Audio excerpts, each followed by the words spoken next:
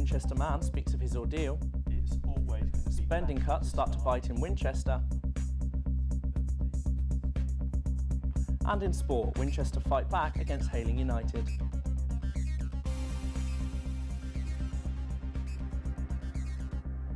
Good afternoon, welcome to Winchester News Online.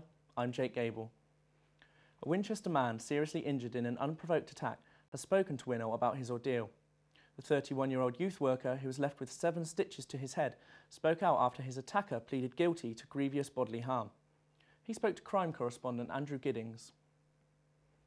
This is how Lee Culhane's night ended, with Lee laying on Winchester's City Road as blood poured from a wound on his head. The attack came as Lee walked home from a fancy dress party with his girlfriend when they were approached by 2 men. 2 guys chose to say some things that she found disagreeable, questioned them, and when confronted by one of them, I stepped in to mediate the situation and was, whilst having my back to 2 guys that had sort of caused some form of grievance, decided to hit me over the head with a bottle. The man who struck Lee was 29-year-old Jamie Hibbert of Staple Gardens in Winchester, the moment of his arrest captured here on CCTV. By this time, Hibbert had already assaulted another man, and Lee had been taken to hospital where doctors treated his injury with 7 stitches. This week, over a year after the incident, Hibbert pleaded guilty to grievous bodily harm. After the trial, Lee was able to talk about the night he was assaulted. It felt like somebody had put their thumbs in my ear to block my ear holes, and then there was a ringing at the same time, and I was just like, what was that? And it was only a couple of seconds after that did I realise that when I looked, there was blood everywhere all over my head. It was by the end of the first week when I did get a bit emotional. I felt quite teary and angry as well. This is where Lee lay waiting for the ambulance to arrive after the attack. The police officer in charge of the prosecution said, "This was a nasty and unprovoked attack, but thankfully one that is rare in Winchester, and I'm happy that the weight of evidence has led to Jamie Hibbert's conviction." Hibbert will be sentenced next month and may face jail. But the victim simply hopes his attacker has learnt his lesson. You know, if he has any integrity about himself, then he'll go, oh, actually, that was a mistake, shouldn't have done that, I'm not going to do it again. If it means one less person thinking they can go out and smack people over with bottles just for the sake of it, then hopefully society can be a better place. There has been another warning this week that council spending cuts will mean job losses at Winchester City Council. Speaking on Winol's Hot Topics debate this week, a senior Conservative promised to protect frontline jobs, but admitted other staff will have to be cut to balance the books. Ian, do you know in particular what sort of sectors and areas within the council and the public sector will be affected the most by the budget cuts? No, invariably it's always going to be back office staff, and we're going to protect frontline services, but the scale of the cuts is going to impact upon the services we deliver to residents in Winchester, but those details are yet to be determined, so that I'm afraid we have ahead of us. So precise job losses are not that clear at the moment. Our political correspondent Joey Lipscomb is in the newsroom. So then, Jerry, where will these jobs go? Well, Jake, you know, Liberal Democrats group leader Kelsey Lerney has described the difference between frontline positions and backline positions as slightly vague. So they can say they'll protect frontline jobs all they like, but we still don't really know what they are. We know that 70 jobs have to go. That's roughly 15% of the staff that the council employs. But the grey area remains in where frontline ends and when backlines begin. You mentioned the amount of cuts there, Joey. What type of cuts are we looking at? Well, a number will come from natural wastage, of course. That does leave the possibility for some compulsory redundancies. And lastly, Joey, when will this turn from plans into action? Well, Ian Tate, who you saw from the clip there, told me earlier today that all staff involved will receive a paper presentation explaining the whole situation, and that cuts could start from as soon as November. So these plans are very much a reality. Thank you, Joey. To watch that Hot Topics debate in full, and for more features on news that matter to you, please visit www.winol.co.uk. More staff are off work due to stress at Hampshire County Council. An investigation by Winol has uncovered a 10% increase in staff absence in the last year alone. Stuart Appleby has the details of our exclusive report. There has been an increase in employees at Hampshire County Council not attending work because of stress and depression.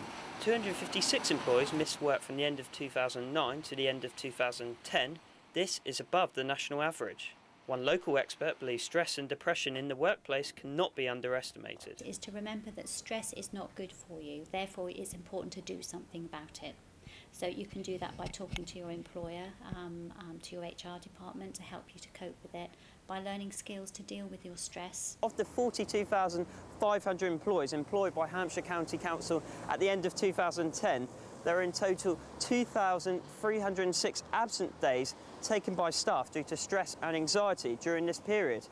This equates to around 18 days taken off per year by individual members of staff. The Liberal Democrats feel the County Council's future job cut threats have contributed to staff absentees. The situation that there is today, where there are big cuts in the offing and threats to people's jobs, I would expect the numbers to escalate. You've got a mortgage, you've got a family to look after, and you don't know what the employment situation will be like. So yes, of course it's stressful, very stressful. The Tory-run County Council defended the opposition's claims. The current economical climate has not had a dramatic impact on the employee absence statistics. The County Council's staff absent rates are in line with the national average for the public sector. With public spending cuts imminent, employee absenteeism could continue to rise. Stuart Appleby, Winchester News Online. Former England cricketer David Gower was one of the celebrities who received an honorary doctorate from the University of Winchester on Friday. Amy Pickering has more. Cricket legend David Gower was awarded an honorary doctorate at the university's graduation ceremony last Thursday. It's a lovely moment. It's always nice, I say, to be recognised whenever it comes. Gower, who is one of the most capped and highest scoring players in English Test cricketing history, received the honour for his contribution to sport. This is obviously, 15, 20 years beyond my sporting career, but I like to feel that actually it's the right place to be because it recognises sport. We're recognising the other sides of sport, i.e. what I do now with television and broadcasting. And I hope it implies that over those 30 years or so of sport and broadcasting, I've set a couple of decent standards, which have been recognised here today. The former batsman was full of praise for Winchester's class of 2010. All I want to say to them is congratulations. Obviously, they've done the courses here, got their degrees. You know, I've not sat down here for the last 3 years at my desk, penning away furiously. I confess that. David Gower was one of 8 celebrities awarded the doctorate this year. Amy Pickering, Winchester News Online. And now it's time for your sport with Karen Purnell. Thanks, Jake. Well, Zach Glasspool was the hero for Winchester City at the weekend as they fought back from 2-0 down to win 3-2 at Hayling United. William Cooper witnessed the drama. Winchester made it 2 wins on the trot in the Wessex Premier League on Saturday as they left Hayling Island with all 3 points. The game didn't get started too early in the second half, Tom Ray dinking the ball over Scott O'Rourke. Despite Winchester's dominance, the home side soon found themselves 2 goals up, Lenny Burney tapping in from close range. But 4 minutes later, prolific striker Nathan Lynch once again got himself on the scoresheet, scooping in from a Danny King corner. And it was King again who was integral in the Winchester equaliser when his cross-come shot evaded everyone, including the home keeper. From the restart, Winchester flew out the blocks and Zach Glasspool slammed home Winchester's second goal in 2 minutes to secure the lead for the away side. Winchester saw out the game and the great comeback saw City cement themselves as genuine title contenders for the Wessex Premier League. I'm joined now by Guy Butters, manager of Winchester City. Hi, Guy. So after watching the highlights there, how do you feel about the performance of your team this season? Yeah, I think we're doing very well. We're second in the league at the moment, although we've played a lot more games than other teams. They've got them breathing down our necks, but I can't see any reason why if we continue to do the form that we're doing at the moment, then we can't at least go up to Christmas top of the league. Okay. And Winchester are doing so well in the league. How does it feel to go out of both the FA Vase and the FA Cup so early on? Yeah, I mean, they're disappointing results for us. We didn't perform particularly well on them games, but on the flip side, it gives us time to concentrate on the league. Working our way up the table. But in the cup games, it does generate a lot of money for the club if you go through and advance in the rounds.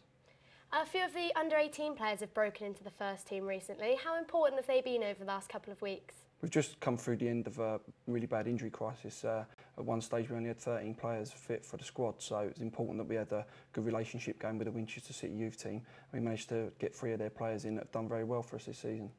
Okay, and finally, is there real belief in your squad of players for promotion chance? Yeah, I mean, as a coach and a manager, I set targets every month for the team.